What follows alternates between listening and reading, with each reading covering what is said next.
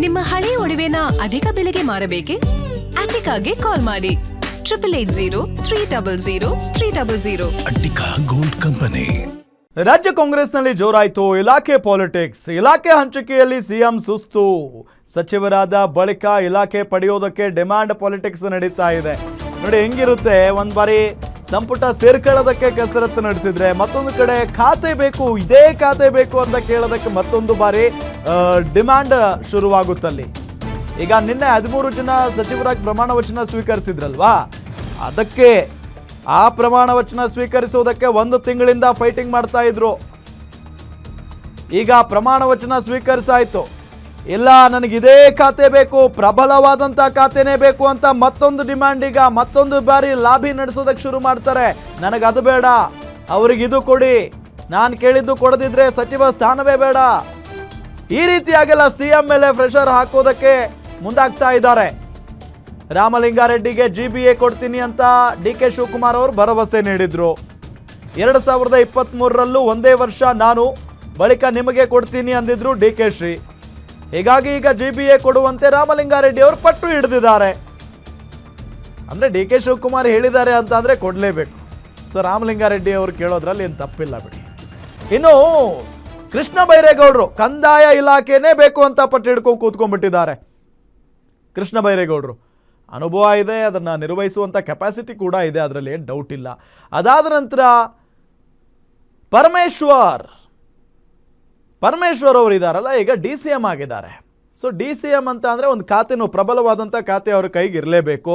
So ಆ ನಿಟ್ಟಿನಲ್ಲಿ ಪರಮೇಶ್ವರ್ ಕೇಳ್ತಾ ಇದ್ದಾರಂತೆ, ನನಗೆ ಗೃಹ ಖಾತೆ ಕೊಡದಿದ್ರೆ ಕಂದಾಯ ಕೊಡಿ ಅಂತ ಹೇಳಿ. ಇಲ್ಲಿ ನೋಡಿದರೆ ಕೃಷ್ಣ ಬೈರೇಗೌಡರು ಕೂಡ ನನಗೆ ಕಂದಾಯ ಇಲಾಖೆನೇ ಬೇಕು ಅಂತ ಕೇಳ್ಕೊಳ್ತಾ ಇದ್ದಾರೆ. ಸೊ ಹಾಗಾಗಿ ಇಲ್ಲಿ ಏನಾಗುತ್ತೆ, ಮೊದಲೇ ಘಟಾನುಘಟಿ ನಾಯಕರುಗಳಿರ್ತಾರೆ, ಇವರ ಮನವೊಲಿಸೋದಿದೆಯಲ್ಲ ಭಾಳ ಕಷ್ಟ. ನೀವು ಈ ಖಾತೆ ತಗೊಳ್ಳಿ, ಅವ್ರು ಆ ಖಾತೆ ತಗೊಳ್ತಾರೆ ಅಂತ ಅಂದರೆ, ಯಾಕ್ರಿ ನೀವೇ ಹೇಳಿದ್ರಲ್ಲ ಕೊಡ್ತೀನಿ ಅಂತ, ನನಗೆ ಯಾಕೆ ಕೊಡಲ್ಲ? ಈಗ ನೀವು ಈ ಖಾತೆ ಕೊಡದೆ ಹೋದರೆ ನನಗೆ ಮಂತ್ರಿ ಸ್ಥಾನನೇ ಬೇಡ, ನನಗೆ ಸಂಪುಟದಲ್ಲಿ ಸ್ಥಾನನೇ ಬೇಡ, ನನಗೆ ರಾಜೀನಾಮೆ ಕೊಟ್ಬಿಡ್ತೀನಿ ಅಂತೆಲ್ಲ ಮಾತಾಡ್ತಾರೆ. ಸೊ ಹಂಗಾಗಿ DK ಶಿವಕುಮಾರ್ ಇದನ್ನು ಯಾವ ರೀತಿಯಾಗಿ ಹ್ಯಾಂಡಲ್ ಮಾಡ್ತಾರೆ ಅನ್ನೋ ಒಂದು ಪ್ರಶ್ನೆ ಅಂತೂ ಸಹಜವಾಗಿದ್ದೇ ಇದೆ. ಅದರಲ್ಲೂ ಈ ರಾಮಲಿಂಗಾರೆಡ್ಡಿ ಅವ್ರ ವಿಚಾರಕ್ಕೆ ಸಂಬಂಧಪಟ್ಟಂತೆ ನಾವು ನೋಡೋದಾದರೆ, DK ಶ್ರೀ ಅವರೇ ಒಂದು ಸಾರಿ ಅವ್ರಿಗೆ ಮಾತು ಕೊಟ್ಟಿದ್ರಂತೆ, ಅಂದರೆ GBA ಕೊಡ್ತೀನಿ ಅಂತ ಹೇಳಿ. ಸೊ 2023ರಲ್ಲೂ ಒಂದೇ ವರ್ಷ ನಾನು, ಬಳಿಕ ನಿಮಗೆ ಕೊಡ್ತೀನಿ ಅಂತ DK ಶ್ರೀ ಅವರು ಹೇಳಿದ್ರಂತೆ. ಸೊ ಹೀಗಾಗಿ ಈಗ GBA ಕೊಡಿ ನನಗೆ ಅಂತ ರಾಮಲಿಂಗಾರೆಡ್ಡಿ ಅವರು ಪಟ್ಟು ಹಿಡಿದು ಕೂತಿದ್ದಾರೆ. ಈಗ ಈ ಪ್ರಶ್ನೆ ಇರೋದೇನು, ಗೊಂದಲ ಇರೋದೇನು ಕಂದಾಯ ಇಲಾಖೆ ಬಗ್ಗೆ. ಸೊ ಕಂದಾಯ ಇಲಾಖೆ ಒಂದು ದೊಡ್ಡ ಇಲಾಖೆ, ಭಾಳ ಜವಾಬ್ದಾರಿಯುತವಾದಂಥ ಇಲಾಖೆ. ಸೊ ಆ ನಿಟ್ಟಿನಲ್ಲಿ ಆ ಇಲಾಖೆ ಮೇಲೆ ಹಲವು ನಾಯಕರ ಕಣ್ಣಿದೆ. ಭಾಳ ಪ್ರಮುಖವಾಗಿ ಕೃಷ್ಣ ಬೈರೇಗೌಡರು ಜೊತೆಗೆ DCM ಆಗಿರುವಂಥ ಪರಮೇಶ್ವರ್ ಇವರ ಕಣ್ಣಿದೆ. ಸೊ ಇದೇ ವಿಚಾರಕ್ಕೆ ಸಂಬಂಧಪಟ್ಟಂತೆ ಡೀಟೇಲ್ಸ್ ಕೊಡ್ತಾ ಹೋಗ್ತಾರೆ ನಮ್ಮ political bureau head Maruti Pavagada ನೇರ ಸಂಪರ್ಕದಲ್ಲಿ ಜಾಯ್ನ್ ಆಗಿದ್ದಾರೆ. ಮಾರುತಿ ಪಾವಗಡ, ಸಂಪುಟ ಸೇರ್ಕೊಳ್ಳೋವರೆಗೂ ಒಂದು ಲೆಕ್ಕ, ಸೇರಿದಾದ ನಂತರ ಮತ್ತೊಂದು ಲೆಕ್ಕ, ಅಂದರೆ ಇದೇ ಖಾತೆ ಬೇಕು ಅದೇ ಖಾತೆ ಬೇಕು ಅನ್ನೋ ನಿಟ್ಟಿನಲ್ಲಿ ಹಠ ಹಿಡಿದಿದ್ದಾರೆ ಸಚಿವರುಗಳು ಅನ್ನೋದು ಗೊತ್ತಾಗ್ತಾ ಇದೆ. ಯಾರ್ಯಾರು ಯಾವ್ಯಾವ ಖಾತೆ ಕೇಳ್ತಾ ಇರಬಹುದು ಅಂತ? ಇಲ್ಲ, ಮೂವರ ನಡುವೆ ಮೂವರು ಈ ಬಗ್ಗೆ ಮುಖ್ಯಮಂತ್ರಿ DK ಶಿವಕುಮಾರ್ ಅವ್ರ ಮೇಲೆ ಒಂದಷ್ಟು ಒತ್ತಡವನ್ನ ಹಾಕ್ತಾ ಇರುವಂತದ್ದು. ಅವ್ರ ಒತ್ತಡದಲ್ಲಿ ತಪ್ಪಿದೆ ಅಂತ ನಾನು ಹೇಳ್ತಾ ಇಲ್ಲ. ಯಾಕಂತ ಹೇಳಿದ್ರೆ ಕೃಷ್ಣ ಬೈರೇಗೌಡರು ಕಂದಾಯ ಇಲಾಖೆಯನ್ನ ಯಶಸ್ವಿಯಾಗಿ 3 ವರ್ಷಗಳ ಕಾಲ ನಿಭಾಯಿಸಿದ್ದಾರೆ. ಕಾರಣ ಇತ್ತೀಚೆಗೆ ಬಂದಂತಹ ಕಂದಾಯ ಸಚಿವರುಗಳ ಪೈಕಿ BJP ಕಾಲದಲ್ಲೂ ಕೂಡ ಕಂದಾಯ ಸಚಿವರಾಗಿದ್ದಂತಹ R ಅಶೋಕ್ ಅವರೇನು ಕ್ರಾಂತಿಕಾರಕವಾದಂತಹ ರೀತಿಯಲ್ಲಿ ನಿರ್ಧಾರಗಳನ್ನು ತೆಗೆದುಕೊಳ್ಳಿಲ್ಲ. ಆದ್ರೆ ಕೃಷ್ಣ ಬೈರೇಗೌಡರ ವಿಚಾರದಲ್ಲಿ ಒಂದಷ್ಟು ಕ್ರಾಂತಿಕಾರಕವಾದಂತಹ ನಿರ್ಧಾರಗಳನ್ನು ತೆಗೆದುಕೊಂಡಿದ್ದಾರೆ. ಅದು ಪಾವತಿ ಖಾತೆ ಆಗಿರ್ಬೋದು, ಬೌಂಡ್ರಿ ಹಾಕೋದಾಗಿರ್ಬೋದು, ಸರ್ವೆ ವಿಚಾರದಲ್ಲಿ ಆಗಿರ್ಬೋದು.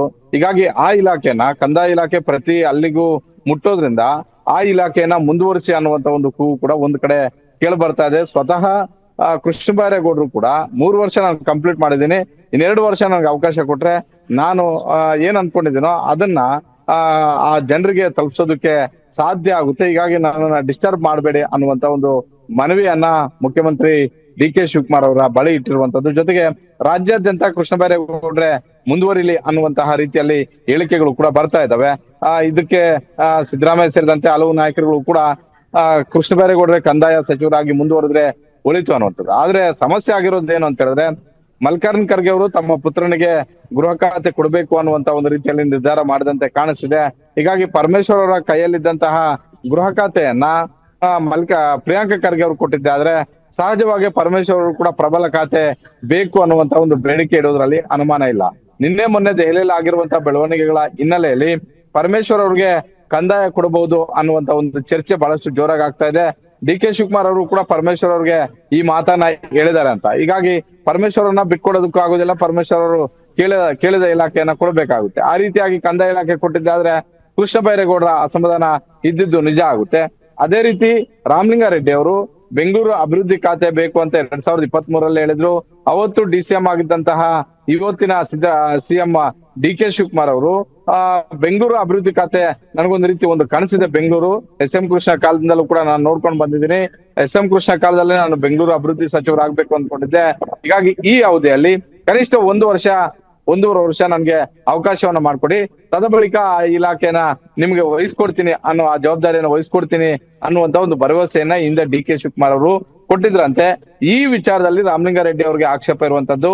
ನಿನ್ನೆಯಿಂದಲೂ ಕೂಡ ರಾಮಲಿಂಗಾರೆಡ್ಡಿ ಅವರಿಗೆ ನೀವು ಜಲಸಂಪನ್ಮೂಲ ಇಲಾಖೆಯನ್ನ ನಿಭಾಯಿಸಿ ಅನ್ನುವಂತಹ ಒಂದು ಸೂಚನೆ ಮತ್ತೆ ಸಲಹೆಗಳು ಬರ್ತಾ ಇದಾವೆ. ಆದ್ರೆ ರಾಮಲಿಂಗಾರೆಡ್ಡಿ ಅವರಿಗೆ ಜಲಸಂಪನ್ಮೂಲ ಖಾತೆ ಅಷ್ಟಿಷ್ಟ ಇಲ್ಲ, ಅವ್ರಿಗೆ ಬೆಂಗಳೂರು ಅಭಿವೃದ್ಧಿ ಖಾತೆನೆ ಬೇಕು ಅನ್ನುವಂತ ಒಂದು ಪಟ್ಟ ನಡೆದಿರುವಂತದ್ದು. ಮುಂದೆ GBA ಚುನಾವಣೆ ಬರ್ತಾ ಇದೆ. ಜೊತೆಗೆ ಬೆಂಗಳೂರಲ್ಲಿ ತಮ್ಮದೇ ಆದಂತ ಒಂದು ವರ್ಚಸ್ಸನ್ನು ಕೂಡ ಇಟ್ಕೊಂಡಿದ್ದಾರೆ. ಬೆಂಗಳೂರಲ್ಲೇ ಮೂಲತಃ ಬೆಂಗಳೂರಿಗೆ ಆಗಿರೋದ್ರಿಂದ ಬೆಂಗಳೂರಿನ ಇಂಚಿಂಚು ಮಾಹಿತಿನೂ ಕೂಡ ರಾಮಲಿಂಗಾರೆಡ್ಡಿ ಅವರಿಗೆ ಗೊತ್ತು. ಹೀಗಾಗಿ ರಾಮಲಿಂಗಾರೆಡ್ಡಿ ಅವರು GBAನೇ ಬೇಕು ಅಂತ ಪಟ್ಟಿರುವಂತದ್ದು. ಇನ್ನು ಸಂಜೆ ಒಳಗಾಗಿ ಯಾರಿಗೆ ಯಾವ ಇಲಾಖೆ ಅಂತ ಗೊತ್ತಾಗುತ್ತೆ. ಆದ್ರೆ ಒಂದು ವೇಳೆ GBA ರಾಮಲಿಂಗಾರೆಡ್ಡಿ ಅವರು ಸಿಗದಿದ್ರೆ ಅಸಮಾಧಾನ ಅಂತೂ ಮುಂದುವರಿಯೋದ್ರಲ್ಲಿ ಯಾವುದೇ ಅನುಮಾನವೂ ಕೂಡ ಇಲ್ಲ. ಅದೇ ರೀತಿ GBA ಕೃಷ್ಣ ಬೈರೇಗೌಡರಿಗೆ ಕೊಡ್ತೀವಿ ಅನ್ನುವಂತ ಒಂದು ಲೆಕ್ಕಾಚಾರ ಶುರುವಾಗಿದೆ. ಕೃಷ್ಣ ಬೈರೇಗೌಡರಿಗೆ ಸುತಾರಾಮ್ GBA ತೆಗೆದುಕೊಳ್ಳೋದು ಇಷ್ಟ ಇಲ್ಲ, ನನಗೆ ಕಂದಾಯನೇ ಬೇಕು ಅಂತ ಹೇಳ್ತಾ ಇದ್ದಾರೆ. ಹೀಗಾಗಿ ಈ ಇಬ್ಬರ ಮೂವರ ನಾಯಕರುಗಳ ನಡುವೆ ಆಗ್ತಾ ಇರುವಂತಹ ಈ ಇಲಾಖೆಗಳ ಪೈಪೋಟಿ ಯಾರಿಗೆ ಯಾವುದು ಸಿಗುತ್ತೆ ಅನ್ನೋದ್ರ ಮೇಲೆ ಮುಖ್ಯಮಂತ್ರಿ ಡಿ ಕೆ ಶಿವಕುಮಾರ್ ಅವ್ರಿಗೂ ಒಂದಷ್ಟು ಅರಸಾಹಸನ ಇದೆ. ಅಷ್ಟು ಸುಲಭವಾಗಿ ಬಗೆಯಿರೋದಲ್ಲ. ಎಲ್ಲರೂ ಕೂಡ ಗೊತ್ತಿರುವಂತವ್ರೆ, ಎಲ್ಲರೂ ನೇರ ಡಿ ಕೆ ಶಿವಕುಮಾರ್ ಅವ್ರಿಗೆ ಮಾತಾಡುವಂತವ್ರೆ. ನಮಗೂ ನಿಮಗೂ ಮುಖ್ಯಮಂತ್ರಿ ಆದ್ರೆ ಅವ್ರು 1 to 1 ಕೂತ್ಕೊಂಡಾಗ ರಾಮಲಿಂಗಾರೆಡ್ಡಿ ಮತ್ತೆ D K Shivakumar youth Congress ಇಂದಲೂ ಕೂಡ ಬಂದಿರುವಂತವ್ರು. ಹೀಗಾಗಿ ನೇರ ಮಾತಾಡ್ತಾರೆ. ಹೀಗಾಗಿ ಸಂಜೆ ಒಳಗಡೆ ಯಾರಿಗೆ ಯಾವ ಖಾತೆ ಅನ್ನೋದ್ರ ಮೇಲೆ ಒಂದಷ್ಟು ವಿಚಾರಗಳು ಚರ್ಚೆಗೆ ಬರೋದ್ರಲ್ಲಿ ಯಾವುದೇ ಅನುಮಾನ ಇಲ್ಲ. ರಾಮಲಿಂಗಾರೆಡ್ಡಿ ಅವ್ರಿಗಂತೂ ಬೆಂಗಳೂರು ಅಭಿವೃದ್ಧಿ ಖಾತೆ ಸಿಗದೆ ಇದ್ರೆ ಅಸಮಾಧಾನ ಮುಂದುವರೆದ್ರಲ್ಲಿ ಯಾವುದೇ ಅನುಮಾನವೂ ಕೂಡ ಇಲ್ಲ. ರಾಮ್, ಥ್ಯಾಂಕ್ ಯು ತಮ್ಮೆಲ್ಲ ಮಾಹಿತಿಗಾಗಿ.